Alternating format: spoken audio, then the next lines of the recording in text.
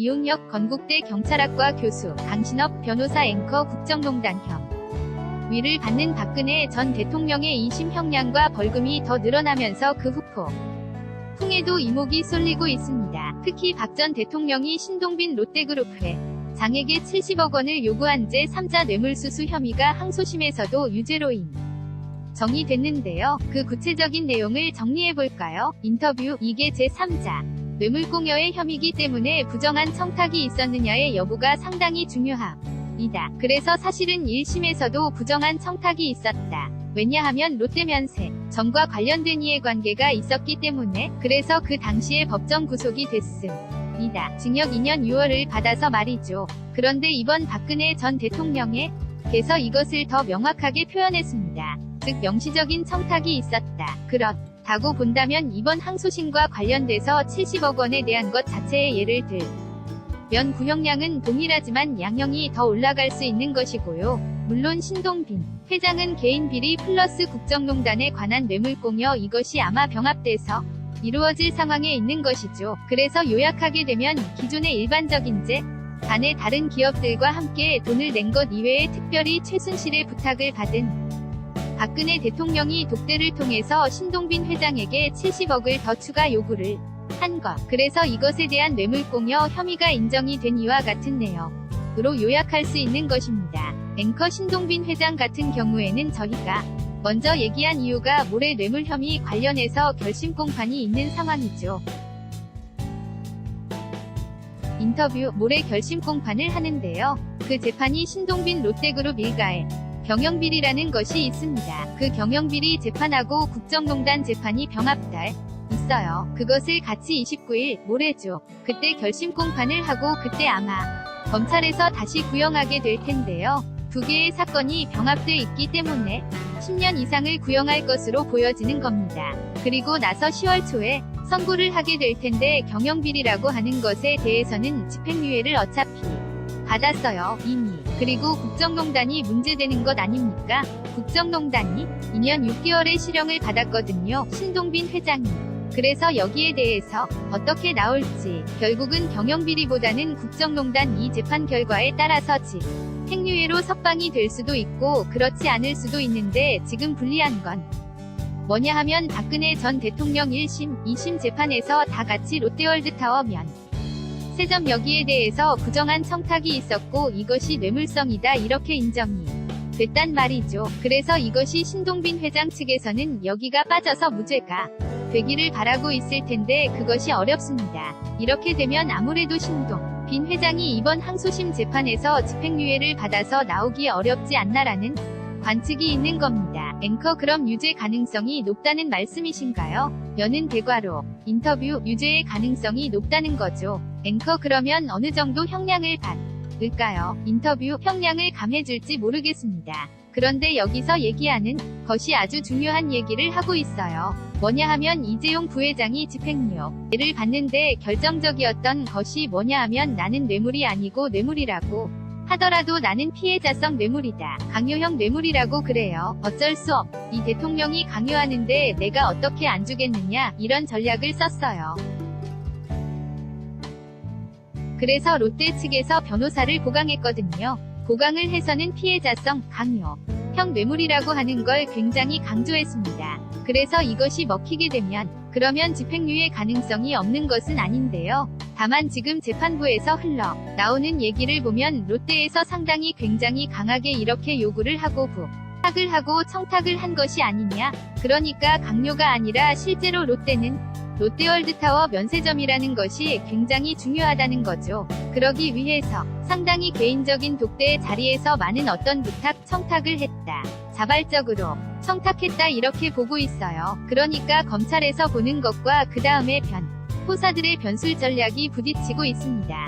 법원에서 어떻게 판단할지 지켜봐야 합니다. 앵커. 그렇다면 저희가 지금 강요를 받았다 이렇게 주장을 했다 고 얘기했던 이재용 삼성전자 부회장 같은 경우에도 지금 셈법이 복잡하지 않을까 이런 생각이 들기도 하는데 2심 재판부가 삼성 뇌물과 관련해서 시적 청탁을 인정했습니다. 이 부분을 구체적으로 얘기해봤으면 좋겠어요.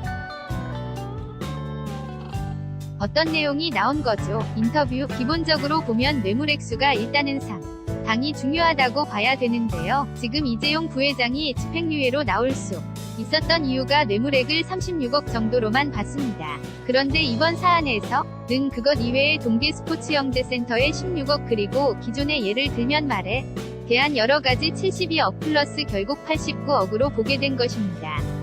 그런데 이것의 근거가 되는 것은 재판부가 어떻게 본 것이냐면 삼성 경영권 승계에 대한 작업 자체가 존재했고 구체적인 청탁도 있었다라고 본 것이죠.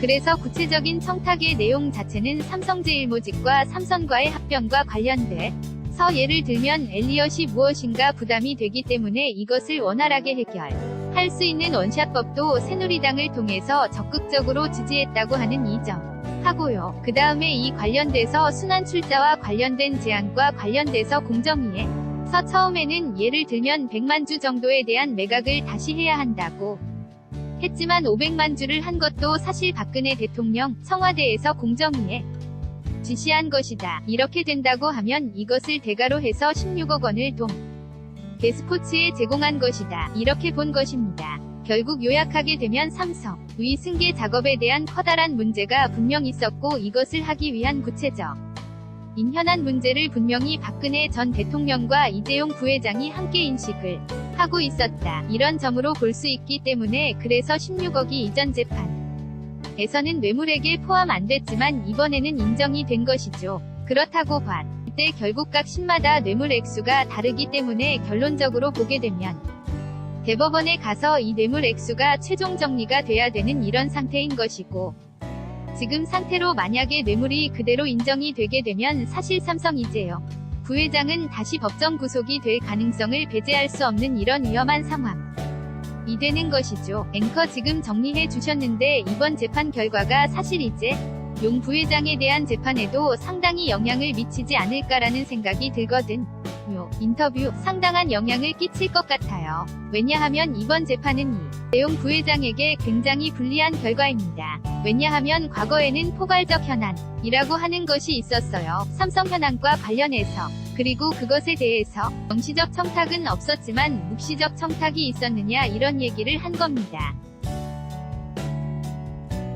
그런데 이번에는 구체적 현안이 있었다고 봤습니다. 그러니까 명시적 청탁은 인정하지 않았어요. 이번에도 묵시적 청탁이기는 하지만 포괄적 현안이 아닌 구체적 현안에 대한 청탁이 있었다. 이게 뭐냐 하면 2015년 7월 15일 애독대를 하게 됩니다. 그리고 나서 이틀 뒤에 엘리엇 매니지먼트라는 데가 있어요. 저기에서 삼성물산과 제일모직 합병을 반대하고 있었거든요. 그래서 저 엘리엇에 대해서 어떻게 대처할지 이것들도 얘기가 됐다는 겁니다. 그 다음에 삼성생명을 금융지주 회사로 바꾸는 문제, 이것은 실패한 로비이기는 하지만 이것도 로비가 있었고 즉 이런 구체적인 것에 대해서 얘기가 있었다고 보는 겁니다. 이렇게 되면 원래 이재용 부회장의 2심 재판에서는 그런 것들이 없었다고 본 겁니다. 포괄적 현안이고 경영권 승계를 정하지 않았어요. 그런 것들이 현안으로 대두되지 않았다고 말했단 말이죠. 그런데 이번에는 현안으로 대두됐을 뿐만 아니라 구체적 현안이 있었고 그 구체적 현안이 무엇인지까지도 얘기를 했단 말이에요. 그러면 이 논리가 그대로 올라가게 된다면 이재용 부회장의 2심 재판 결과가 깨질 수밖에 없어요. 이게 받아들여지게 되면 말이죠. 물론 이재용 재판의 2심이 받아들여질지 똑같은 2심이니까 이게 받아들여질지는 모릅니다. 하지만 이게 받아들여지게 되면 그러면 피해자 성인이 강요받았느니 이것이 하나도 먹히지 않게 되는 것이죠. 그래서 89억이 모두 인정될 수 있어요. 16억하고 동계스포츠영재센터 그거 말고 말과 관련해서 준 게 72억 원이거든요. 이렇게 되면 사실은 2년 6개월의 집행유예 4년 받았지 않습니까? 그런데 그것이 그대로 유지될지 상당히 이재용 부회장으로서 신경 쓰일 수밖에 없고 물론 대법원에 올라가면 하나로 결론이 날 겁니다. 앞으로 그래서 이게 초미의 관심사입니다. 앵커 알겠습니다. 지금까지 오늘의 이슈 이웅영 건국대 경찰학과 교수 그리고 강신업 변호사와 함께 짚어봤습니다. 두 분 말씀 잘 들었습니다.